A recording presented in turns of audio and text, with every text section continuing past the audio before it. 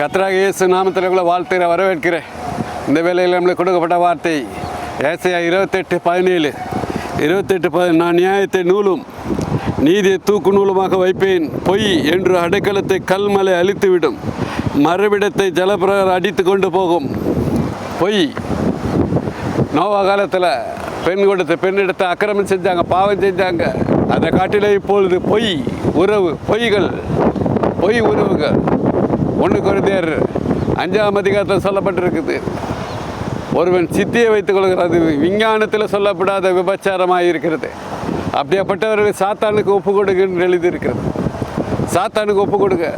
உள்ளே இருக்கிறவங்களுக்கு நீங்கள் தீர்ப்பு செய்யுங்க. வெளியே இருக்கிறவருக்கு கண்ணுக்கு தெரியாத இருக்கிறவங்களுக்கு தேவன் தீர்ப்பு செய்வார்ன்ட்டு பவுல் சொல்லியிருக்கிறார். நம்ம இந்த நாளிலே சுத்திகரிக்கணும். ஒவ்வொரு சபையை சுத்திகரிக்கணும், ஒவ்வொரு குடும்பத்தை சுத்திகரிக்கணும், எல்லாரும் சுத்திகரிக்கணும். நோவா காலத்தில் நடந்தது போல் இப்போது பாவம் பெருகிடுச்சு. உலகத்தில் பாவம் பெருகிடுச்சு. பாருங்கள், நியாயத்தை நூலும் நீதியை தூக்கு நூலுமாக வைப்பேன். பொய் என்றும் அடைக்கலம் கல்மலை அழித்துவிடும், மறைவிடத்தை ஜலப்பிரகாரம் அடித்து கொண்டு போகும். மறைவிடம், யாரும் மறைவிடத்தை ஒளிந்து கொள்ள முடியாது. நோவா காலத்தில் கல்மலை எல்லாத்தையும் அழிச்சது. யோசுவா காலத்தில் 9 தேசம் கானானியவே சேரெல்லாம் அழிச்சாங்க. கல்மலை தான் அழிச்சது அதிகமாக. யுத்தத்தில் செத்தவர்கள் காட்டின கல்மலையில் செத்தவர்கள் அதிகம். ஆபிரகாம் சொன்னார், இன்னும் கானானுடைய அக்கிரம அளவு நிறைவாகலை. நோவா காலத்தில் அக்கிரம அளவு நிரப்பினாங்க, அழிச்சு போட்டார்.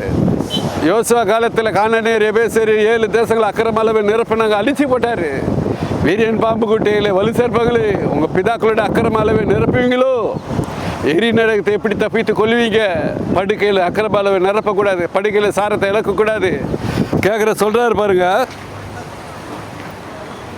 உழுகிறவன் விதைக்காக நாள்தோறும் உழுகிறது உண்டோ? கேட்குறார். உழுகிறவன் நாள்தோறும் விதைக்காக உழுகிறது உண்டோ? ஏசாயா 28:24 23, 24 மறுபடியும் வாசிக்கிறேன் பாருங்க. செவி கொடுத்து என் சத்தத்தை கேளுங்கள், நான் சொல்வதை கவனித்து கேளுங்கள். உழுகிறவன் விதைக்காக நாள்தோறும் உழுகிறது உண்டோ? கேட்கிறார். எப்போதும் ஏறு ஓட்டி கொண்டு இருப்பானா? கேட்கிறார். கனியற்றவரை கடிந்து கொள்ளணும். இந்த நாளிலே மணவாள் தன்னை அறைய விட்டு, மணவாட்டி தன்னை அறைய விட்டு வந்துடணும், வெளியே வந்துடணும். பரிசுத்த அலங்காரத்தோடு கருத்தரை தொழுது கொள்ளணும். கனியற்ற உறவை கடிந்து கொள்ளணும். நன்மை தீமை அறியத்தக்க கனி அது புசிக்கினாலே சாகவே சாவாயின்னு சொன்னார். கலாத்திர 5:15 நீங்கள் ஒருவர் கடித்து பட்சத்தினால் அழிவீர்கள் சொல்லிட்டார். சாரமற்ற உப்பை வெளியில் கொட்டிடுவேன்னு சொல்லிட்டார். மிதிக்கப்படுவீங்க. கனி உள்ள மரமாக இருங்க. உங்கள் கனியை வீணடிக்காதீங்க. சார உள்ள உப்பாக இருங்க. கனி கொடாத மரத்தில் வெட்டுண்டு அக்கினியில் போட போகிறாரு. நோவா காலத்தில் நடந்த அக்கிரம காட்டிலுமே பெரிய அக்கிரமம் நடக்கிறது பாருங்க.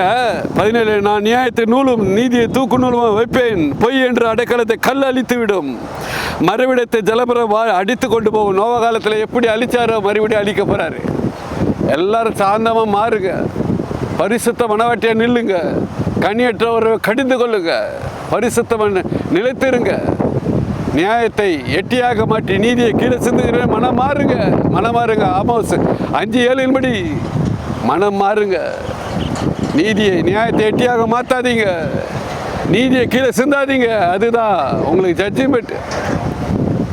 பாதுகாத்து கொள்ளுங்க. உங்கள் விளைச்சலை பாதுகாத்து கொள்ளுங்க. சார உள்ள உப்பாக இருங்க. கனியற்ற உறவை கடிந்து கொள்ளுங்க. மாடு கழுதை எல்லாம் விதைச்சு கணக்கு வச்சிருக்கு. பிள்ளைக்கு கணக்கு வச்சிருக்கு. அது விதைக்கு கணக்கு வச்சிருக்கு. காக்கா வருஷத்துக்கு ஒரு வாட்டி தான் இணை சேரும். அது விதைக்கு கணக்கு வச்சிருக்கு. உங்கள் விதைக்கு கணக்கு வச்சு கொள்ளுங்க. உங்கள் தலைமுடியெல்லாம் எண்ணப்பட்டிருக்கு. எல்லாத்துக்கும் கணக்கு ஒப்புவிக்கணும். எரேமியா 12 கோதுமை வீணாக விதைச்சிங்கன்னா முள்ளுகளை அரிப்பீங்க. எச்சரிக்கையாக இருங்க. பரிசுத்தமாக இல்லைங்க. மணவாள தன் அறையை விட்டு மணவாளை தன் மறை விட்டு பால்கின்ற குழந்தையோடு வெளியே வாங்க. போதும் குழந்தை போதும்னு அதோட மாம்ச சிந்தனை இருக்கக்கூடாது, படுக்கை சிந்தனை இருக்கக்கூடாது. உங்கள் படுக்கையை தேனியரே மாற்றுங்க. உங்கள் படுக்கையை கண்ணீரால் நனைங்க, ஜெபிங்க, பரிசுத்தத்தை நிலைத்திருங்க. இப்போ ஜெபிப்போம். எங்கள் அருமையான பரலோக பிதாவே, எல்லாரும் பாவம் செய்யாதபடிக்கு நிலைத்து நிற்க கிருபை தாங்க. சிங்கத்தின் மேலே வீரன் பாம்பின் மேல் பால சிங்கத்தை வலுசெலுத்தி மிதிக்க கிருபை தாங்க ராஜா. சத்துருவை ஜெயிக்க கிருபை, சாத்தானை ஜெயிக்க கிருபை தாங்க. சாத்தானுடைய காம அக்கினி, மோக அக்கினி, இச்சை அக்கினியை ஜெயிக்க கிருபை தந்தபடியாக ஜெபிக்கிறேன் ராஜா. ஜெபிக்கிறோம்.